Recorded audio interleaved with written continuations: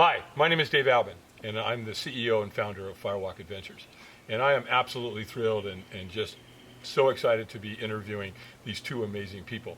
And this is something that we typically don't do. I have not ever done a formal interview like this before, so I'm really grateful to both Wade and Angie for doing this. And so to set this up for you, to give you a little bit of the background, these guys just went through a really amazing program here in Caldwell County, which is called the Caldwell County Chamber of Commerce Leadership Program. I said all that with one breath.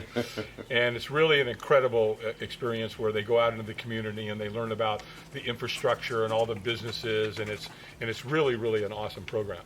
And so they wanted to share about that experience where I came in, and on day one, we did a glass walk, and then on their graduation, they did a firewalk. So without further ado, let me welcome Wade and Angie to this interview. So thank you very much. Appreciate it. Thanks you guys for doing this. So I want to start with you, Angie, if you would. Maybe you could tell us, what you do and what's your passion and what's your love. Sure. I'm an early childhood educator.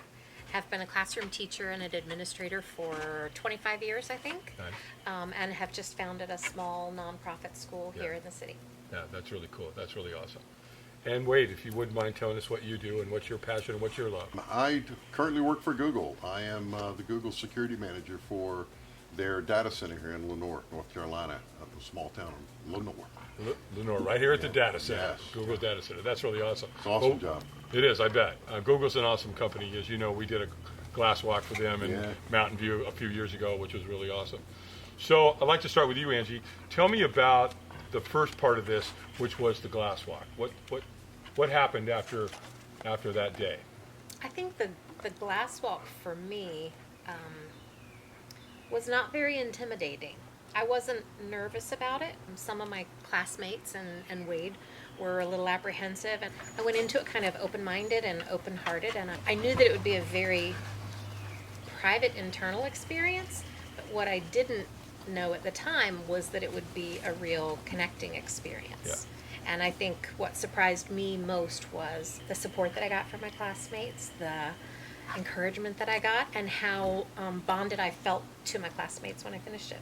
Yeah, and it's interesting you say that too, because there's a picture that pretty much captures exactly kind of what was going on in your mind, which is wonderful. And Wade, what about for you? I will tell you, right before the glass walk, I didn't think it was going to bother me, and then I hear this glass in this bag that you were pulling out, and I looked over at Angie. She was to my left, and I was like, well, what is going on? We're going to walk on glass. We're going to walk on glass. So I told myself I'm going to be the first one. If I'm going to do this, I want to be the first one, and I was. Yes, you were. And I walked up, I had listened to you earlier. It really stoked the fires in my soul, to be honest with you. It was a wonderful thing to hear you speak. It gave me that strength to go up to that edge of that glass and look down. I came up to it, and you looked at me, and we stayed locked, I think, for the whole time. We did. And I made that first step. I felt the glass. I felt safe. Before I know it, I was stepping off. People were brushing my feet. It was a life-changing experience for me. I never thought in my life I would ever do something like that. We have a picture that we're going to post with this of you and I locked eyes, and the look on your face was absolutely intense. It's one of my favorite pictures. The connection with you and I right there in that moment was spectacular. Tell me about once you guys came home. I think he had struggled with some heart issues in the past couple of years. Very unexpectedly had open heart surgery. I think had really kind of come to a place in his life where he wasn't feeling as physically capable. He felt himself aging. He just kind of began to feel his own mortality. And I think on that day, that was gone. Again, it was life-changing for me. Several months before that day, I had gone to Oregon and on a Google business trip. And they talked me into going to whitewater rafting. And I was scared to death. I'd go back right now after the experience I've had with what I've had with you and my wife. I do that whitewater rafting and go to the next two levels. It gave me the confidence to better myself and better my career. Nice. Let's move it forward. That was a few months ago when we did the glass walk, and then you guys just went through the entire program, and you had your graduation dinner, which was really awesome. We came back and we did the board break and the firewalk. The board break, I didn't think would be a really emotional experience for me, but I think that was. Really focused our energies on what were our goals, what were things that were challenging us, what were things that we wanted to move through or move past, writing all that down in some way, and then smashing it. It was a what you think of as just a small act of just breaking a board, but it felt much, much more powerful than that. Absolutely. You know, you're writing something on front of the board you want to move towards, you're writing something on the back of the board you want to move away. We're inviting you to put some names of people on the Yes. board that maybe need some reconciliation, some forgiveness on both parts. And then, of course, we invite some people that have passed in your life that you'd like to bring them and show the gratitude by, bringing them to the fire. I thought to myself, it'll be cool. It'll be all right. I had broken boards before, but I was much younger. I got to tell you, the board break for me was a turning point for me and my father. He has Alzheimer's. He's now in a home who's being taken care of, and we had a pretty rocky relationship our whole life. He was alcoholic, and I kind of didn't like him anymore. But that night I put his name on that board. I forgave my father. So it was a good experience.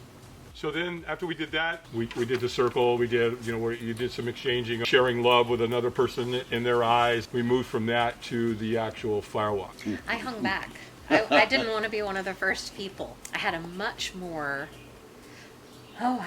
nervous energy about it than I did about the glass walk. And when I thought about the glass walk, I think I could kind of rationalize it, and I knew it had an element of risk, but walking on hot coals seemed to me to be just a little crazy. Like, it was a little further out there than walking on broken glass. But I trusted you. We had met you before. You had taken good care of us through that first experience. I knew you would never endanger us in any way.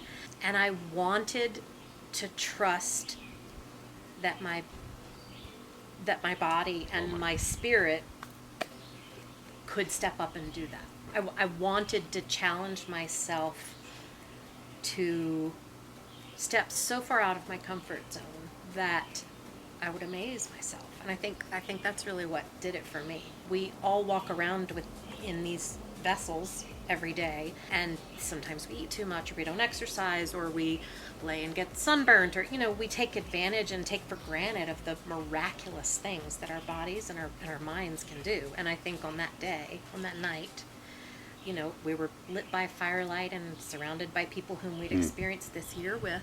I remembered what I wrote on my board. I remembered tossing my board into the fire, and I remembered thinking, there is nothing that I can't do if I really set my mind to it.